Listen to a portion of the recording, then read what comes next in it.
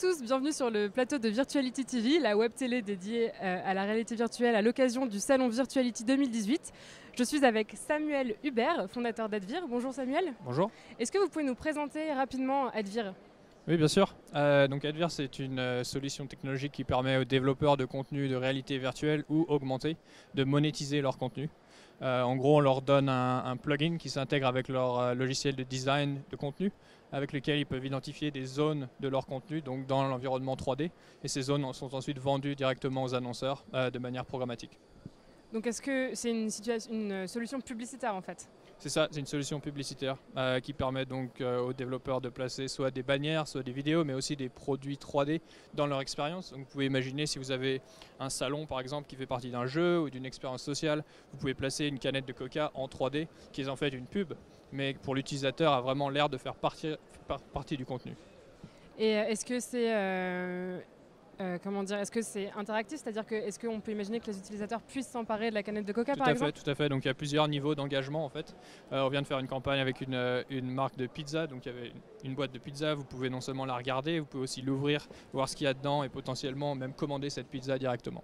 Est-ce que vous pensez que c'est dans ce type de réalité, augmentée ou virtuelle, que se situe le futur de la publicité aujourd'hui ? Alors je pense qu'il y a deux choses. La première chose, c'est que nous on se focalise vraiment sur justement monétiser les milieux immersifs. Après, pour tout ce qui est le web, mobile, tout ça, il y a aussi les formats 3D aussi deviennent très très importants. Mais on sait que en termes de médias, en général, la publicité c'est le meilleur business model pour monétiser ça. Le contenu payant en général, ça se scale pas très bien. Du coup, ce qu'on essaye de faire, c'est de développer vraiment la meilleure solution de publicité tout en restant non intrusif. Est-ce que vous avez l'impression que les solutions qui peuvent exister aujourd'hui en matière de numérique ne sont pas satisfaisantes ? Alors les solutions qui existent aujourd'hui sur le web par exemple sont très intrusives, c'est-à-dire qu'elles ne créent pas une très très bonne expérience utilisateur. C'est aussi en deux dimensions évidemment, puisque le web est en deux dimensions, et se focalise sur des performances, des métriques de performance qui ne sont pas adaptées au milieu immersif. On pense que la tolérance pour l'intrusion est très très faible dans les milieux immersifs. On n'a pas envie de recevoir un pop-up ou une bannière. Et du coup, on est vraiment en train d'essayer d'intégrer les marques avec leur environnement. Et on pense que les milieux 3D, comme la réalité virtuelle, mais aussi réalité augmentée, sont très très propices à ça. Est-ce qu'il n'y a pas ce risque justement de comment est-ce qu'on fait pour ne pas franchir la limite de l'intrusivité dans ces milieux qui sont complètement captifs ? Donc c'est une très bonne question et on travaille très très dur là-dessus. La première chose, c'est qu'on donne vraiment le contrôle aux développeurs, aux personnes qui possèdent ce contenu. Donc on peut penser qu'ils ne vont pas ajouter des placements qui ne sont pas pertinents, parce que ça créerait une très mauvaise expérience pour leurs propres utilisateurs. Donc en leur donnant cette liberté de placer des éléments, on contrôle déjà un peu ça. La deuxième chose, on utilise des technologies justement comme la machine vision ou l'intelligence artificielle pour comprendre les contenus et pour ensuite placer l'annonceur qui est le plus pertinent. À côté de ça, on a aussi créé une association qui s'appelle VRARpledge.org qui justement lobby contre la publicité intrusive avec pas mal déjà de grosses marques qui ont signé. Est-ce qu'il y a une notion d'immédiateté dans votre solution ?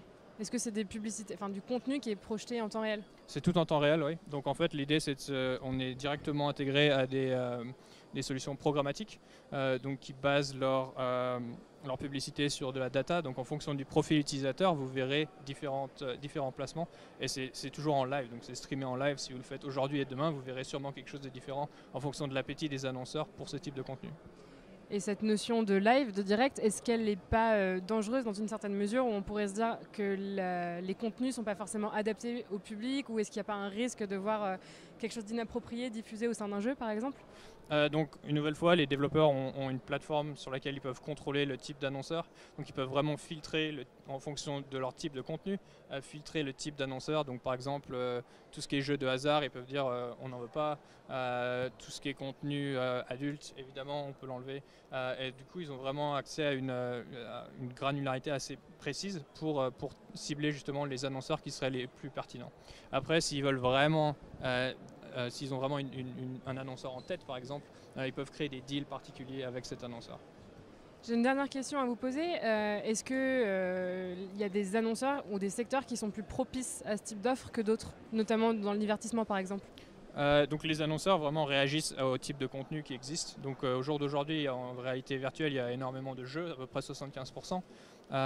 Et donc évidemment, ça ne plaît pas à tout type d'annonceurs. On a beaucoup d'annonceurs aussi dans les jeux qui essayent de promouvoir leurs autres jeux, par exemple. Après, on voit une bonne croissance dans tout ce qui est réseaux sociaux en réalité virtuelle. Et du coup, ça, c'est en général assez large, puisqu'il y a tout type de profil d'utilisateurs qui joignent ces réseaux. Et du coup, en général, on voit des annonceurs un peu dans tout type de milieu qui s'intéressent à ça. Super, merci beaucoup. Merci beaucoup.